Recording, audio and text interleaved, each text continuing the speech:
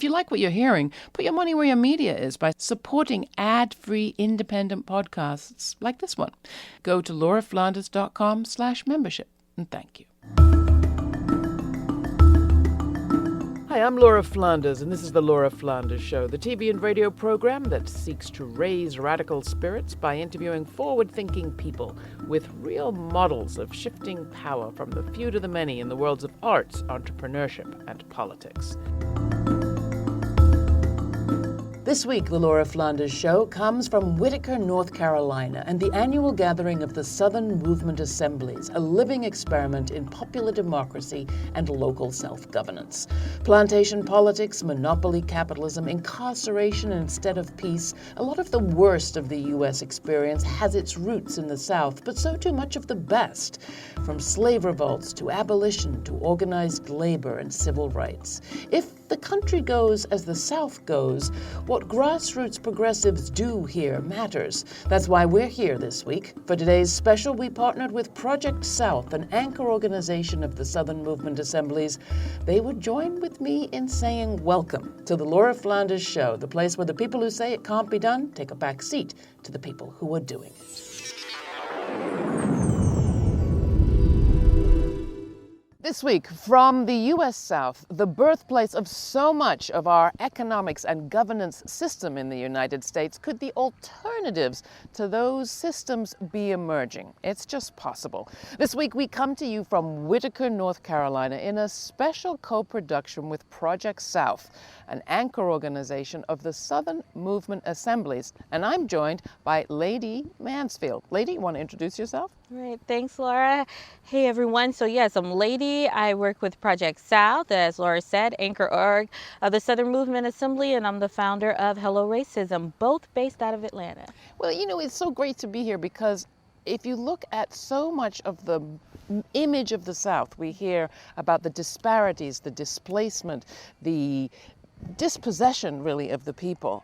And yet at the same time, I've always said that the organizing that's happening here has lessons to teach the country and the world, and especially right now with the Southern Movement Assembly that is happening all around us. Do you want to tell people a little bit about what the Southern Movement Assembly is and why it is significant? The Southern Movement Assembly is a practice of organizing tools in Texas that has historically come out of the South, from people in the South. So the Southern Movement Assembly was born out of the U.S. Social Forum, which I know you were. We were there. A part of that was in Atlanta, Georgia in 2007.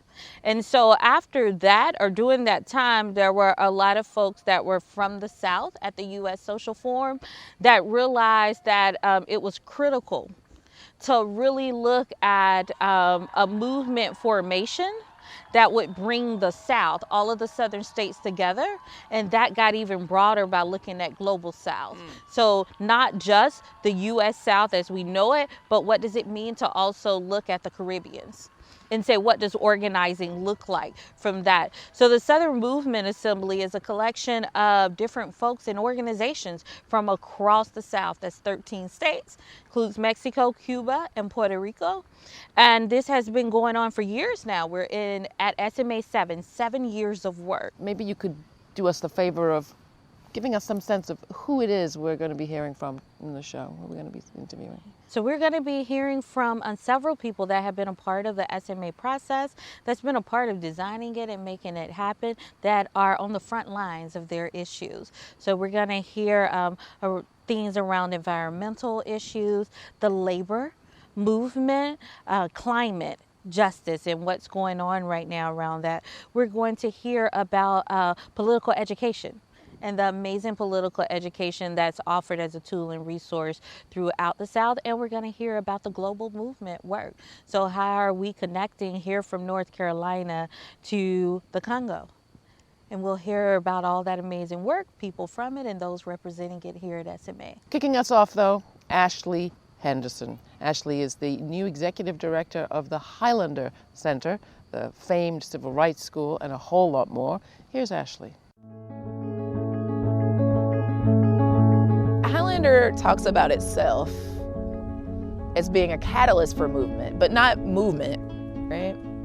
And so I've spent like the last year really deeply listening to people. That's what Highlander does really well, is we bring people together to deeply listen and then come up with what we should be doing based on that listening, that new knowledge that we've learned through listening. And so I think what Highlander has been able to do consistently for 85 years is get people in a room that would naturally be in a room together probably, and get them to listen to each other for real. And then based on the knowledge that they've got, not just be smarter people, right? That's not what popular education is. But it's become smarter people to build new knowledge to transform your material conditions, right? And I think that we've seen the impact of that across front lines. We've always pushed, Highlanders always pushed social movements in the South and across the world to really think about what's transformative and not just what we'll concede to and reform. And I think that's what the Assembly creates space for people to envision. How we're doing that right now is through building social solidarity economies. There's a whole plank of the Southern People's Initiative that came from previous assemblies around economy. We're doing movement accompaniment and support. Southern Movement Assembly is perfect for that work, right? It literally is grassroots folks coming together to figure out how they can work together to solve the problems in their communities that are plaguing them and build alternatives so that they never have to experience those harms again.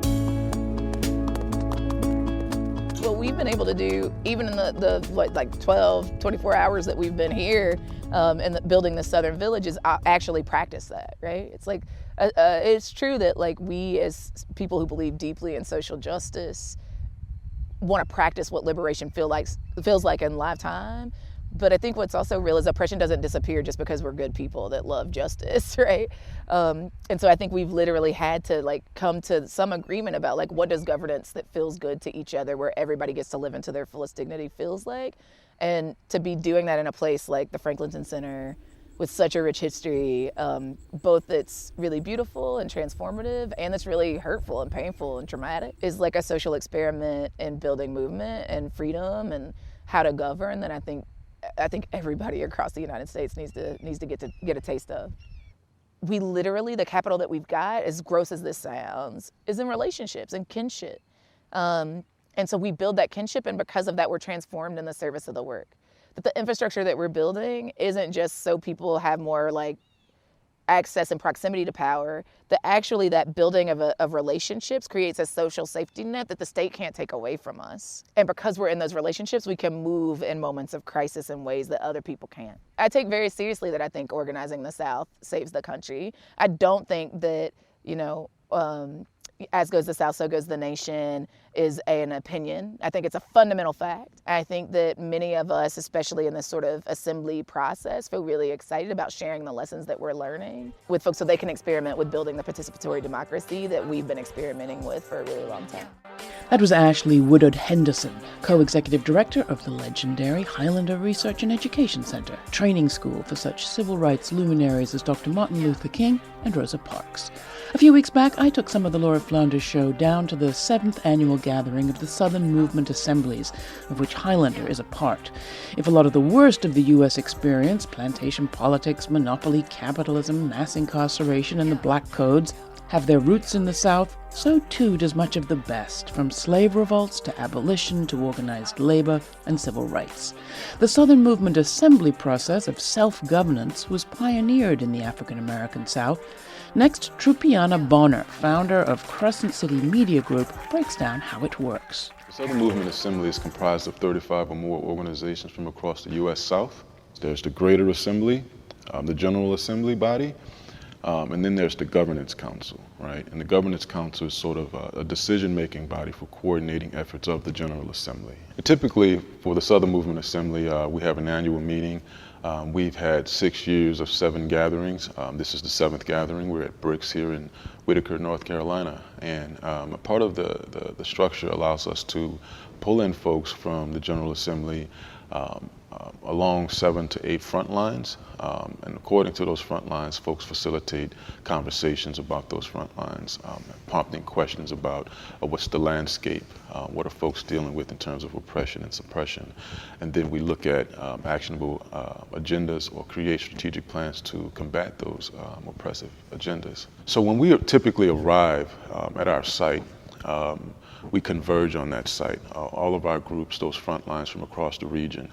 And then we begin to, based on the agenda that we've established leading in, work that agenda throughout the weekend, right? And so typically we have a morning session where it's skill building sessions for all of Assembly members, right? Sharpening our skills, picking up new tools and best practices. Then we move into the frontline assemblies where it's more issue-based along the lines of climate change, democracy, people's democracy, workers' rights, etc. And so the next day we do another skill building session, and then we fall into a bigger, the full assembly process where all of those front lines converge, they share ideas that come out of their synthesis, and then we begin to think about how can we collectively work across the region to carry out some of these efforts. And so from the General Assembly process, we synthesize all of that information, the synthesis team, and then we meet the following day to break down and unpack all of the rich information that we've gathered. And from there, the General Council meets and to make decisions about how we're going to coordinate these actions throughout the year, right? And once the council meets post-assembly, then we have our general membership calls. And on those calls, the general members get to hear what they said throughout the weekend through that synthesis process. And then from there, we begin to calendar throughout the year how we're going to carry out much of those efforts. In terms of the communications infrastructure, keeping all of those folks together, since 2012, we've had Monday calls that's coordinated by the Governance Council, sort of keeping the core group together. And we also instituted monthly general membership calls that allow for the greater assembly to sort of hear where we are, keeping track on those agenda items that we set at the last assembly process. I said the bread ain't gonna rise unless you put it in the oven. It's the civil rap move. I hope it reaches to my cousin. Said I'm talking to my sister. I'm talking to my brother. See, things will not change till we look out for each other. Next, movements are taking on questions of governance all around the world. At the Southern Movement Assemblies meeting, I was able to hear from Emery Wright, co-director of Project South, in a conversation with Fred Bauma, an activist at La Lucha, Fight for Change, from the Democratic Republic of Congo. SMA really developed out of our experience seeing what wasn't available in the aftermath of Hurricane Katrina and the Gulf Coast disaster. We saw that there was no mechanism for social movements to come together, make decisions, and then implement those decisions at the scale that was necessary to respond to that level of disaster. And so we kind of made commitments to ourselves as relatively young organizers back in 2005 that part of our generational struggle was to figure out this question of movement governance and how can social movements come together, make decisions, and implement those decisions on a scale commensurate to the level of disaster and crisis that we're facing. Part of the process that needs to be front and center within the Southern Movement Assembly is to connect with our brothers and sisters in the global South, because there's so much shared cultural foundations, but also shared struggles, and so we can use that to build not only grassroots power in the U.S. South, but grassroots social movement power globally. What resonates for me is that idea that we can no longer wait until the state come and do everything for us. You know, we must be able to build a civil society which is proactive and which can find solution for our own problem in our own environment. In Lucha movement, we don't have any single leader. We have a core team which is kind of playing a strategic role on the movement, but the leadership is like a flat leadership. It's spread among many cells and many people. What Lucha is doing is by educating people, we are trying to end that feeling of powerlessness. We are working on finding our own solution.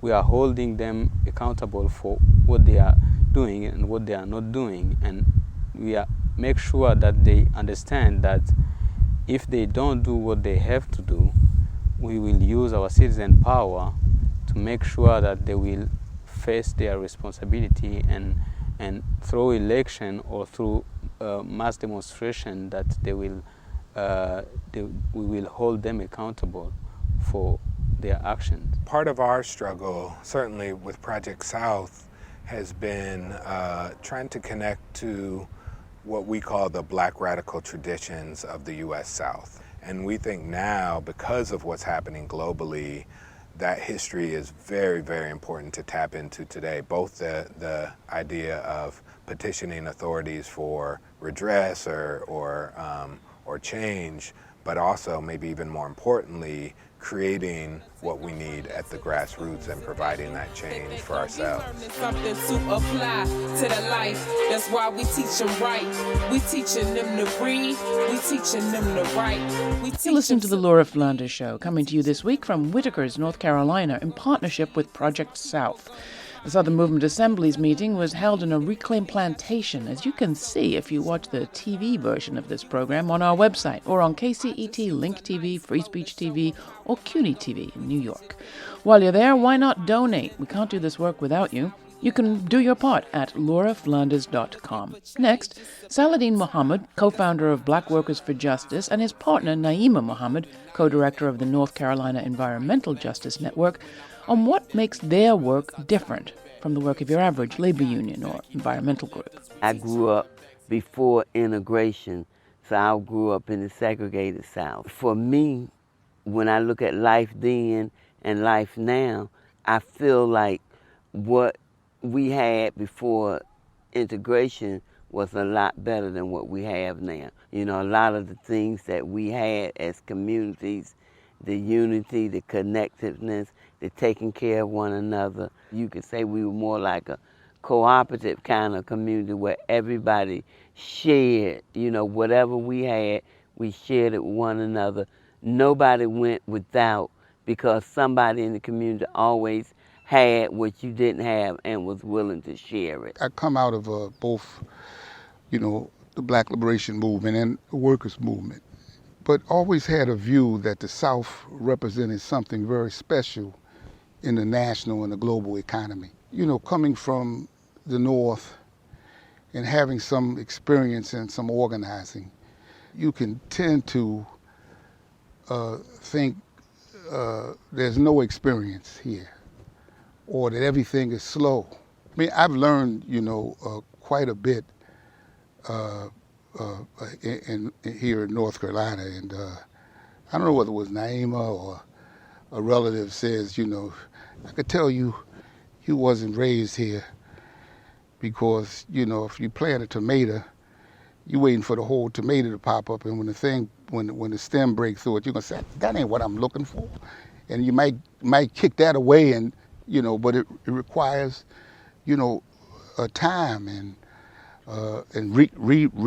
replanting it somewhere and making sure that the sun is hitting it. And so this question about organization and building a movement, you know, requires more than just calling a demonstration, although that's an aspect of it. But these long-term relationships is a lesson from the old that the new has to embrace. Our focus was to build organization at the workplace based on what we call the centrality of Black workers.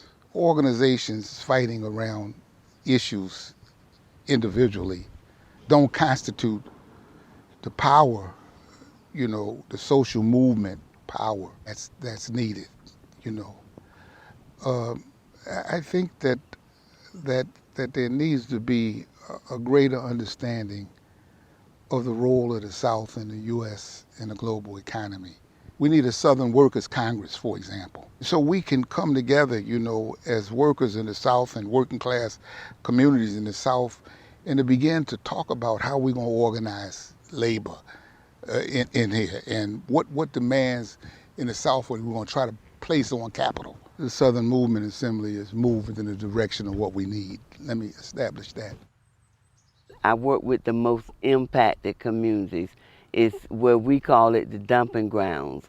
In eastern North Carolina, it's really the dumping grounds for the state of North Carolina.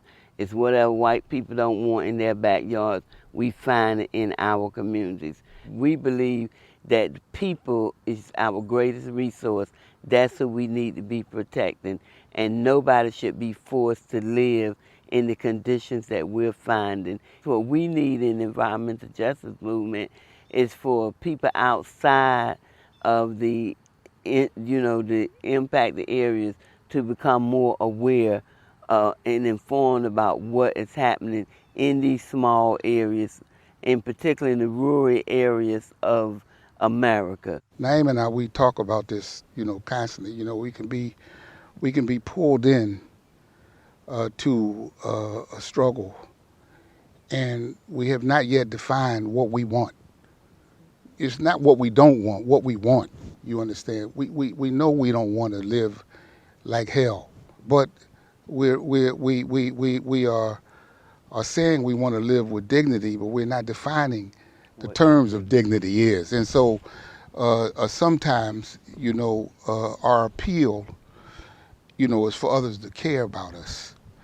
But these relationships, we have to constantly analyze, what impact do these feelings, do these relationships really have on changing our situation. For change, it's about time. That's the why best teacher alive. This world is ending.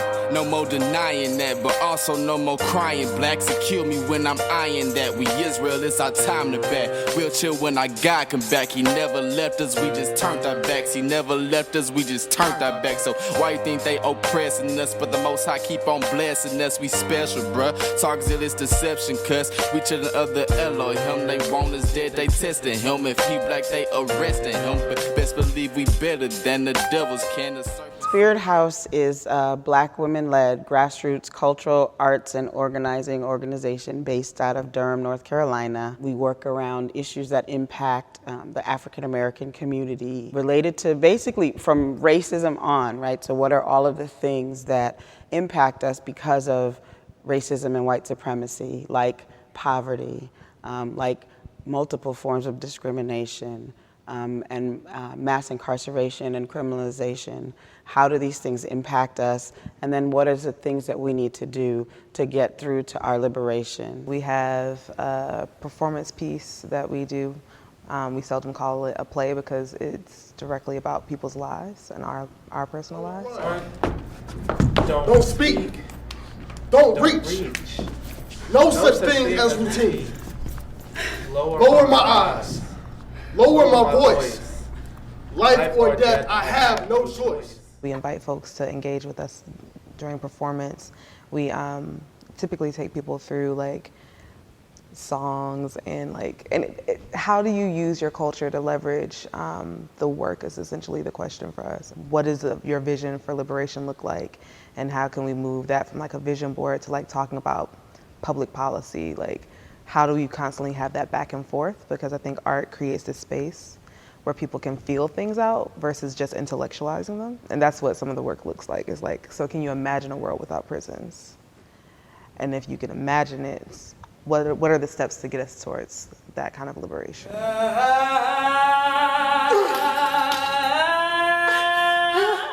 There's a certain way Southern folks have moved. Traditionally, when it comes to oppression, there's been this tradition that just feels sometimes intrinsically different from how I've seen other organizing spaces move. When the South is like the bed of not getting enough resources, where you can do an action but you might get followed home and they still burn crosses and all of this other stuff, you have to take into account how the South moves, and so we move in a very particular kind of way. And so like honoring and lifting that kind of culture about like, first we're gonna share a meal, first I'm gonna get to know you, first we're gonna build some accountability with each other before I can actually trust that we can move any kind of real work. What we understand as SMA is that this is where the real Southern work is happening, and that this is where the real movement is if we find a way to bring people together. This process is a process of building on the year before, on the years before, in addition to welcoming, and that is Southern, to welcoming new people in with open arms and saying, you're home, you're welcome. And I believe that it's a model, I know that it's a model for movement across the country, and folks forget to acknowledge that so many movements did start in the South. Something that's really unique about this particular scenario of this SMA, about being here at the Franklin Center at Bricks, is that, this was one of the worst plantations in North Carolina. It's where folks were brought to be broken. There's cotton fields literally on both sides. Some people have never even seen like cotton when it's like in its raw format, right? And it's a visceral thing for some people who are like watching little kids run in cotton fields, like just full of joy. And so what does it mean to like recode some of the things that are in some of our DNA around like how harmful a place like this could be? And so to gather folks who are having conversations around what does it mean to build a mutual aid liberation center? How do we abolish prisons? What does it mean to have clean drinking water in some of our locations? What does it mean to have clean air?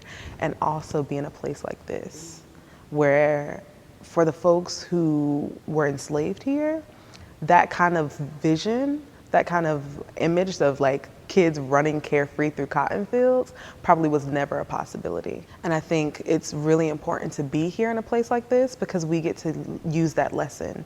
Like if we're talking about transforming our institutions so they're no longer harmful, so they actually are meeting the needs of the folks that they think they're serving, what would that process look like?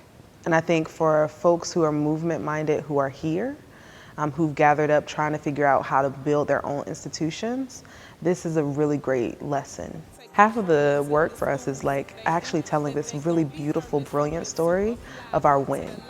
And I think a place like this is a place where people can actually imagine that because it happened. We teach them to believe. That's Nia Wilson and Maya Hunter, the co-directors of Spirit House.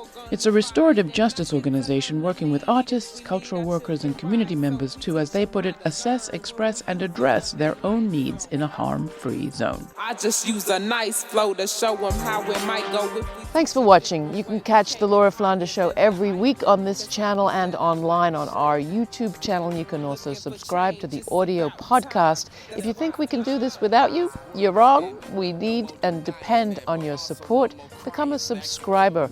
Join this project. And we'll be back with you next time. Thanks. Special thanks this week to LaDie Mansfield, founder of Hello Racism and a Southern regional organizer for Project South. Project South's an anchor organization of the Southern Movement Assemblies. Thanks, too, to the Jackson, Mississippi Deep Seedz Collective for the music featured in this week's episode. I'm Laura Flanders. Thanks for listening.